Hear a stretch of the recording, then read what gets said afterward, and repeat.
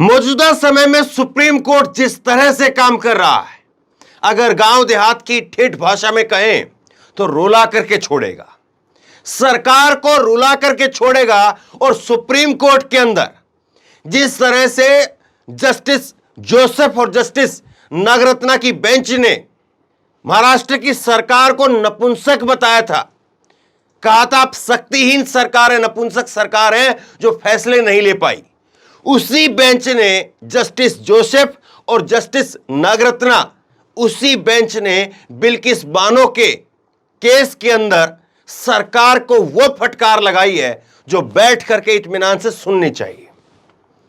Supreme court ने जो कहा है, निश्चित तौर पर बीजेपी की सरकार, जो कि गुजरात की सरकार, उसकी पैरों तले जमीन खिसक गई होगी। और सुप्रीम कोर्ट ने 2 मई तक का समय दिया है और उसके बाद में अंतिम इस पर जो है वो अपना पक्ष रखेंगे। तो कैसे चीजें हुई है सुप्रीम कोर्ट के अंदर, क्या क्या कहा गया है और कौन कौन से बहानेबाजी सरकार की तरफ से जो है वहां पर बनाई जा रही थी, एक के बाद एक सारी चीजें मैं लगातार परत दर परत आपके सामने रखूंगा। इत्मीनान से आखिर तक ध्यान से सुनिए। खबर आप भास्कर की देखिए, दोषियों को क्यों छोड़ा, आज बिल्किस बानो है, कल आप और हम हो सकते हैं। और यही लाइन जो है, यही लाइन जब बिल्किस बानो के दोषियों को पिछले साल 15 अगस्त को मोदी के भाषण के बाद छोड़ा गया, तो यही लाइन मैंने भी कही थी और तमाम सारे लोगों ने कही कि बिल्किस बानो की बात नहीं है। ये ऐसा नहीं है कि कोई लोग सोचे कि मुसलमान है उसके साथ तो खड़े हो रहे, ये है वो है, बिल्कुल नहीं। बिल्किस बानो के साथ में जो हुआ, पूरी कहानी जिसने बिल्किस बानो की सुनी है, पूरी बिल्किस बानो की पूरी कहानी के बारे में जिसको पता है, उसको यह पता जरूर होगा कि हां, मैं इंसान हूं और एक इंसान के साथ बहुत गलत हुआ है, मुझे खड़ा होना चाहिए। और यही बात सुप्रीम कोर्ट ने कही है। सुप्रीम कोर्ट ने कहा है आप सेब की तुलना संतरा से नहीं कर सकते हैं। मैं अपनी तरफ से नहीं कही ये लाइन, सुप्रीम कोर्ट में लाइन कही गई है कि आप सेब की तुलना संतरा से नहीं कर सकते हैं। और बिल्किस बानो के आरोप दोषियों को छोड़ा क्यों, इस पर जो है सीधा सवाल पूछा है।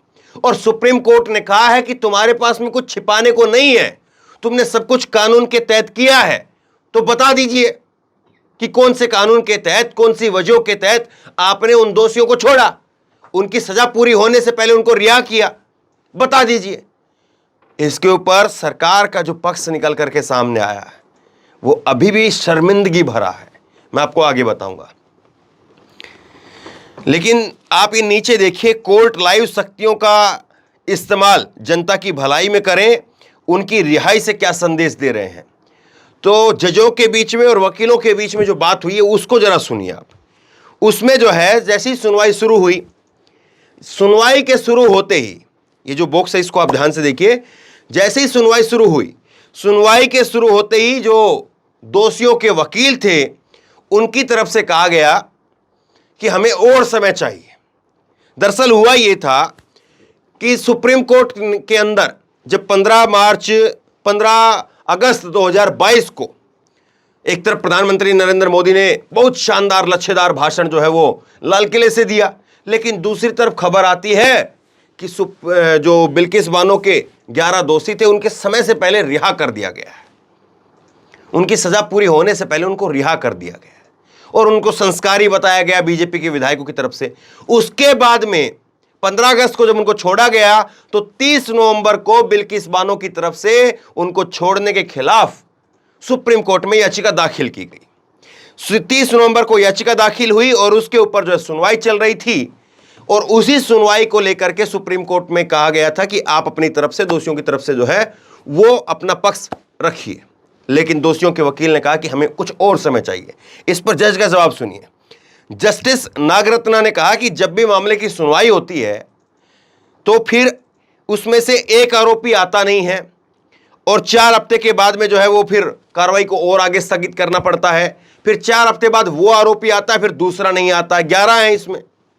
और जब बड़ा जो केस होता है, जब कई जिसमें दोषी होते हैं तो उसमें यही होता है, आपको जमानत लेनी हो तब भी जो है ऐसी अड़चने आती हैं और आपके खिलाफ अगर जो है वो सुनवाई करनी हो या आपके खिलाफ जो है कोई बात कहनी हो तो उसमें एक आएगा, दूसरा नहीं आएगा, दूसरा आएगा, चौथा नहीं आएगा, चौथा आएगा, 10वां नहीं आएगा।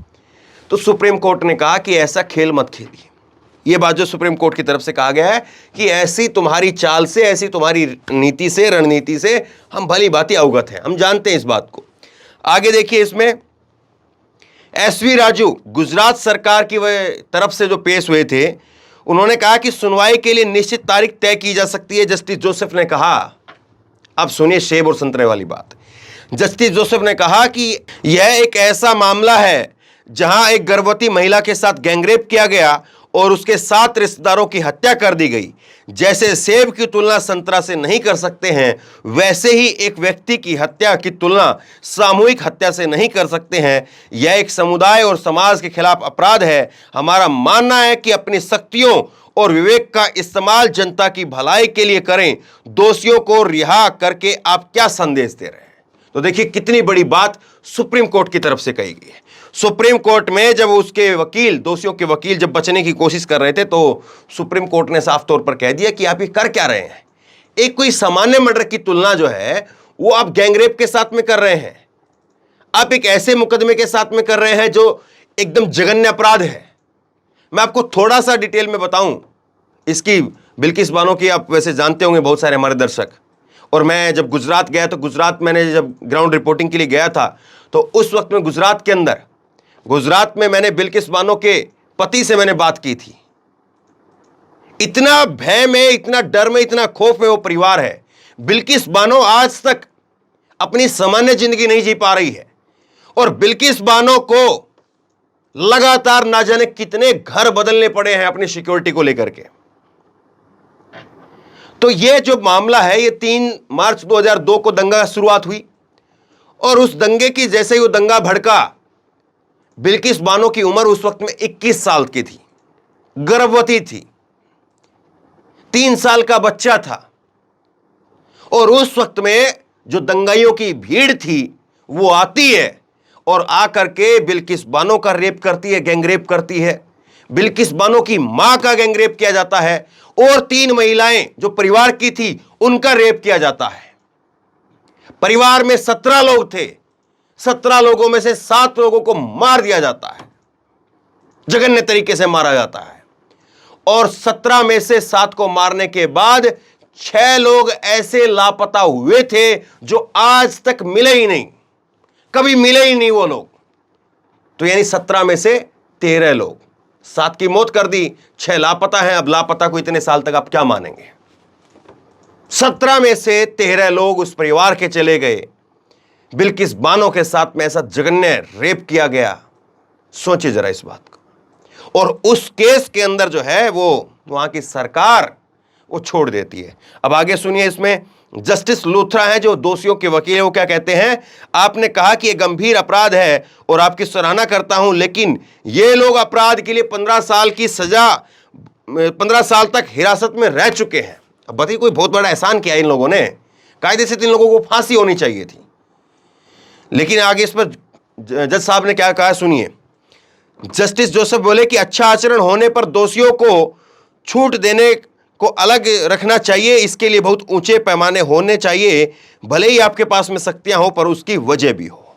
तो ये सारी बातें कही गई है और मान के चलिए कि जस्टिस नागरत्ना और जस्टिस जोसेफ ने जो कुछ कहा है, निश्चित तौर पर वो सरकार के लिए एक करारा सबक है कि ऐसे मामलों में चुनाव से ठीक पहले कहा यह भी जाता है कि गुजरात चुनाव में फायदा लेने के लिए सब कुछ किया गया, कहा यह भी जाता है।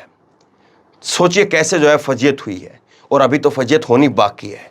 2 मई का इंतजार करिए।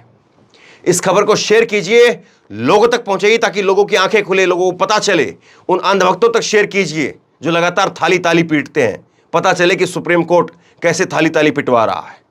आप क्या सोचते हैं? नीचे कमेंट बॉक्स में अपनी राय लिख करके मुझे जरूर बताइए। इसी तरह की तमाम खबरों के लिए ऑनलाइन न्यूज इंडेक्स सब्सक्राइब कीजिए, साथ में जो बेल आइकन है घंटी उसको जरूर दबाइए ताकि जैसे कोई खबर अपलोड करें उसकी नोटिफिकेशन सीधे सबसे पहले आपको मिल सके। धन्यवाद।